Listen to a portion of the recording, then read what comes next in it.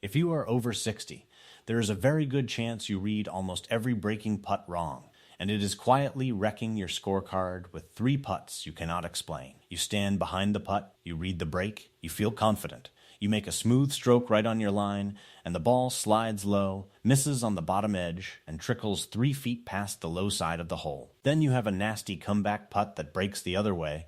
You miss that one too.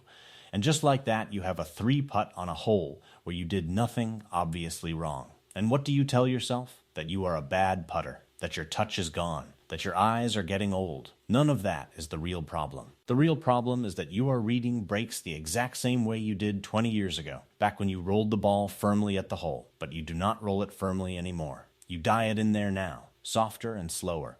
And a slow putt breaks far more than a firm one. So you play the right read for a stroke you no longer have, and the ball takes way more break than you planned. In this video, I am going to show you exactly why this happens after 60.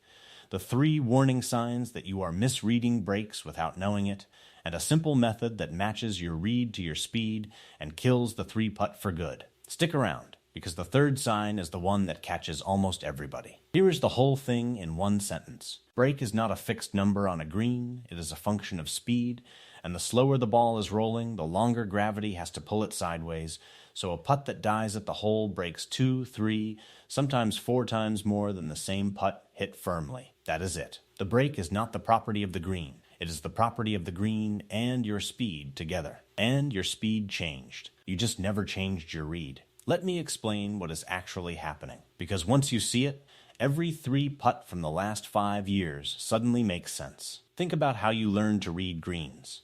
For 30 or 40 years, you rolled the ball at the hole with a firm, confident stroke, the kind of pace that takes the ball a foot or 2 past if it misses. At that pace, the ball is moving fast enough to hold its line, so it does not break much, and your brain learned to read a small amount of break, because that is all a firm putt needs. Then you got older. Your stroke got smoother and softer, which is not a bad thing, but now you roll the ball slower, you die it into the hole, and at that slower speed, the very same putt breaks a lot more. But your brain is still reading with the old firm stroke library. It still sees a foot of break when the ball you are actually going to hit needs 2 feet. So you aim for a foot, the ball rolls slow, gravity grabs it, and it falls off low, every single time. This is why senior misses on breaking putts are so predictable.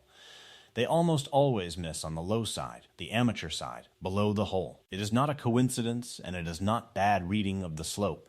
It is a mismatch between the break you read and the speed you actually deliver. You are reading for a golfer who no longer exists. So how do you know if this is you? Here is the first warning sign, and it is the clearest one. You almost always miss breaking putts on the low side, below the hole. Watch yourself for 1 round and be honest. On a putt that breaks right to left, do you keep missing out to the right, below the hole? On a left to right putt, do you keep sliding below on the left? If your breaking putts die on the low side over and over, that is the fingerprint of underreading. A good pace putt that misses should catch the high edge and lip out on the top side. If yours are dying low, you did not play enough break for your speed. Plain and simple. Here is the second sign. Your 3 putts almost always come on breaking putts, not straight ones. Think back.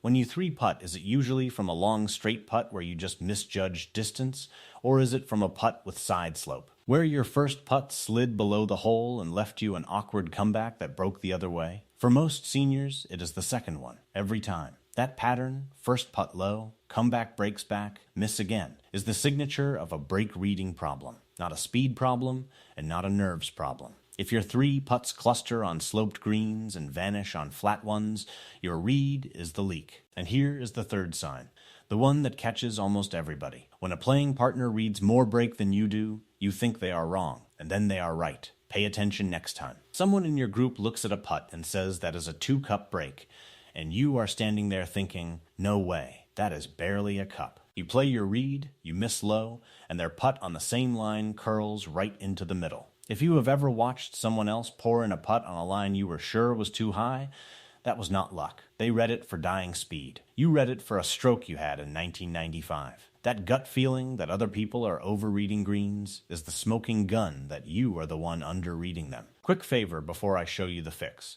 If any of this is hitting a little too close to home, hit that subscribe button. I put out honest breakdowns like this every few days.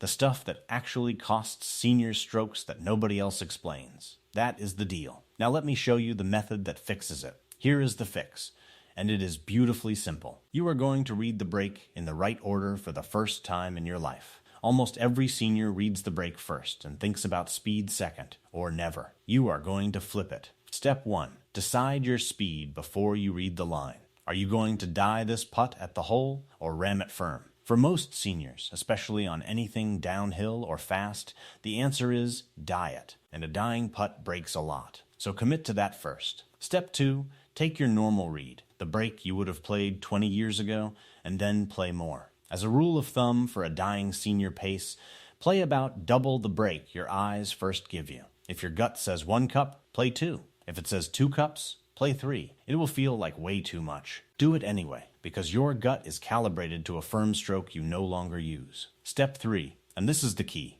Always pick an aim point up on the high side and roll the ball to that point, not to the hole. Aim for the top edge, the pro side, and let gravity do the rest. The ball dying from the high side falls toward the cup. The ball dying from the low side falls away forever. Here is a quick way to prove all of this to yourself on the practice green, and it takes about 10 seconds. Find a putt with obvious side slope, maybe 2 cups of break. First, hit 3 putts your normal way, firm at the hole, and watch where they finish. Then hit 3 more, but this time roll them at dying, die at the hole speed, on the exact same line. Watch what happens. The slow ones will break dramatically more and fall well below the hole. Same line, same green, totally different break. And the only thing that changed was your speed. Once you see it with your own eyes, you will never again read a green without asking yourself how fast the ball is going to be moving when it gets to the hole. That single question is the difference between a tap-in and a 3-putt. Now let me give you 2 things to lock this in for good. First, on the course, stop reading from behind the ball only. Take 3 seconds to look at the putt from the low side, from below the hole, where your eyes can actually see the slope falling away. Seniors who only read from behind the ball consistently underread, because from that angle the slope hides. The low side view shows you the truth. Second, become a high side player on purpose. There is an old saying, never up, never in, and for seniors the better version is never high, never in. If you are going to miss on the high side above the hole, because a high side miss still has a chance to fall in, and it leaves you an uphill comeback, which is the easiest putt in golf. A low side miss has 0 chance and leaves you a slippery downhill comeback, which is how the 3-putt is born. Play more break, aim high, and your misses turn into tap-ins instead of second 3-foot heart attacks. So here is the bottom line. If you take one thing from this video, take this. You are probably not a bad green reader. You are reading breaks correctly for a golfer you used to be, and rolling the ball at the speed of the golfer you are now, and those 2 things no longer match. The break did not change. Your speed did. Fix it by reading your speed first, playing about double the break your eyes give you, aiming up on the high side, and always favoring the high miss over the low one. Do that, and the 3 putts that have haunted you on every sloped green start disappearing. Not because your stroke got better, but because for the first time your read finally matches your roll. That is the easiest handful of strokes you will ever save, and it is sitting right there on every breaking putt you face. Now I want to hear from you. Drop a comment below and tell me, when you miss a breaking putt, do you tend to miss on the low side or the high side? Be honest. I have a feeling almost every one of you is going to say low, and if you do, you just found 3 or 4 strokes around. Get out there, read for your speed, play more break, and watch those 3 putts